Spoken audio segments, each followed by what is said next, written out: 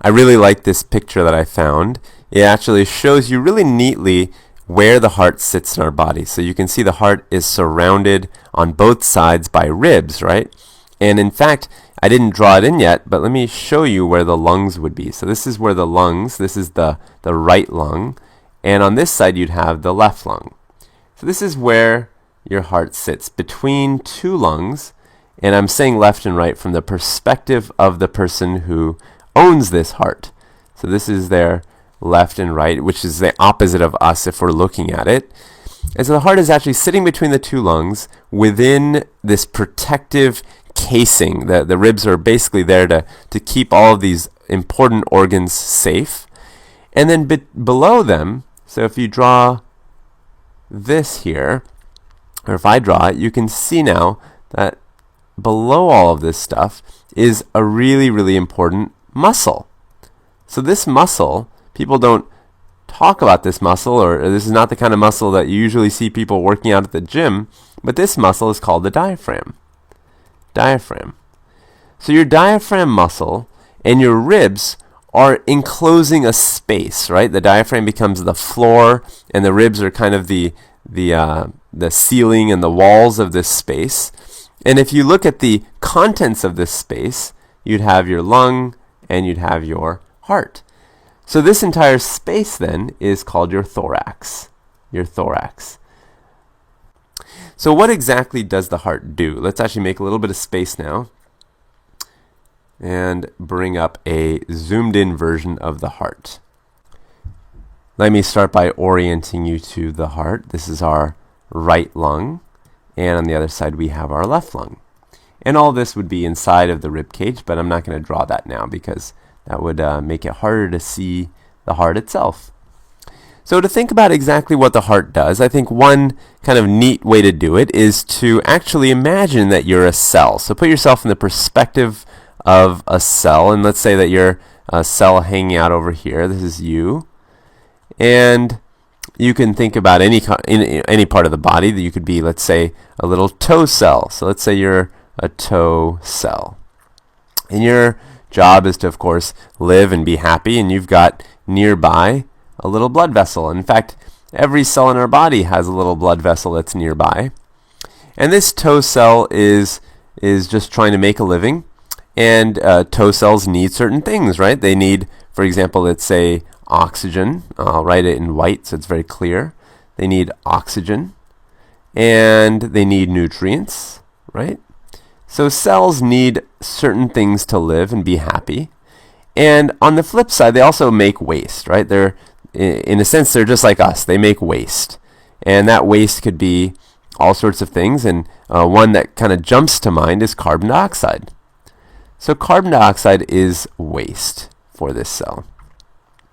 So it's making some waste, and for the moment, let's imagine that there's no blood flow. So even though there's a blood vessel nearby, really no flow is happening. So I'll just write no flow. So as the little toe cell is making waste, that waste, let's draw this little ball right here. It's going to start accumulating, right? You're going to start collecting more and more of it, since the blood is not really flowing, and it might start kind of getting all the way around our toe cell. So our toe cell is getting swamped, literally getting kind of covered by its own waste. And on the flip side, is it getting oxygen or nutrients? No, it's not getting either of these things. So before very long, I would say within minutes, our toe cell's thinking, well, this is not a very happy way to live. This is actually really, very sad. This is awful. And if this continues, the toe cell would die. So what a toe cell needs, and what every cell needs, and that could be a finger cell or a skin cell or really any cell that's living, needs flow, right? It needs this blood to be flowing nicely and smoothly. And if there is flow, then you get a very different picture, right? If there's flow, then all of a sudden all this waste product is actually now lifted and taken away. It's flowing away. And it's a little bit like having someone come by and pick up the trash. Then you don't have trash all over the house. So then you have nice flow. And in return, oxygen and nutrients are delivered. So this stuff gets delivered as well. So all of a sudden, the cell is going to be very, very happy. and is going to be living just fine.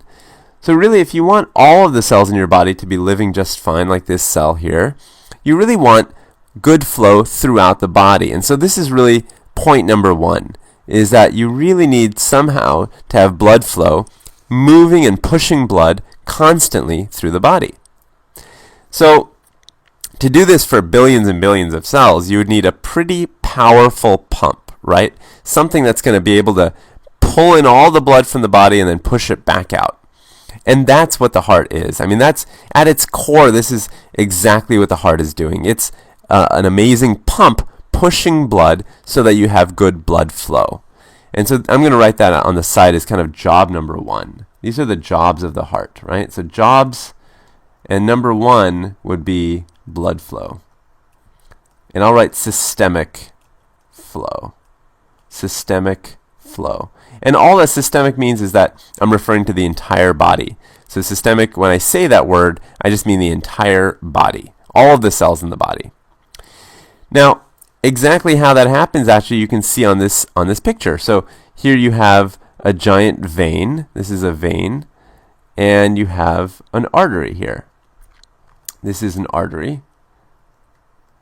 And blood is actually going through the artery that way and is actually coming into two veins. The one at the top, this is called the superior. Superior just kind of means at the top. Superior vena cava. That's the name of the vein. And at the bottom here, you can't see it because it's on the other side of the heart, but there's another vein called the inferior vena cava. And these two veins, this is also a vein, these two veins are actually dragging blood in from all over the body into the heart. And then when the heart is ready to pump it back out, it goes into this artery, and the name of it is the aorta. So if you've heard of the aorta, this is the artery that people are talking about. So this is how blood comes and gets pumped around. But this isn't actually the only job of the heart. The second job of the heart is actually also on this picture, and it's called pulmonary flow. Pulmonary flow. So what does that mean? Well, we know that cells are expecting oxygen, right? We know this. And that they have a lot of carbon dioxide waste. Well, it's good to move things around. It's good to move blood around. But if you actually never got rid of that carbon dioxide or brought in new oxygen, then a cell is not going to be very happy either. I mean, you can have blood flow, but at some point it's also going to want some oxygen. And it's going to want to get rid of that carbon dioxide.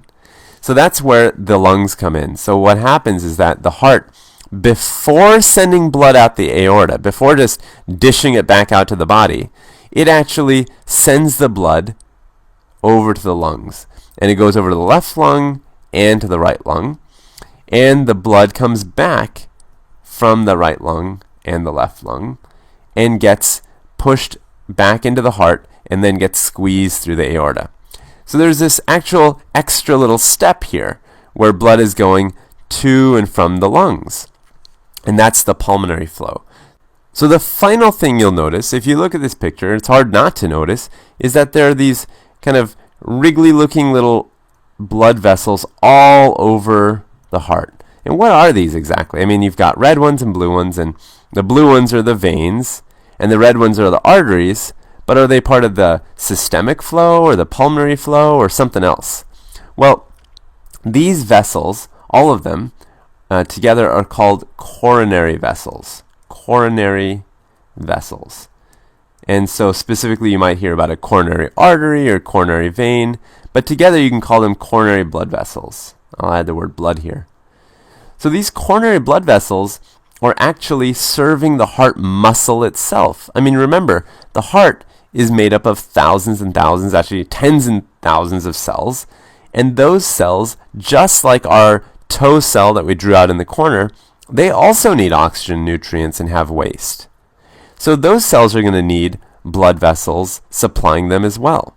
And so that's what the coronary blood vessels are. They're literally the blood vessels that go to and serve the heart. So these are the ones that serve the heart. Now, if they're serving the heart muscles and the heart cells, then think about it. Would they fit under the systemic flow or pulmonary flow?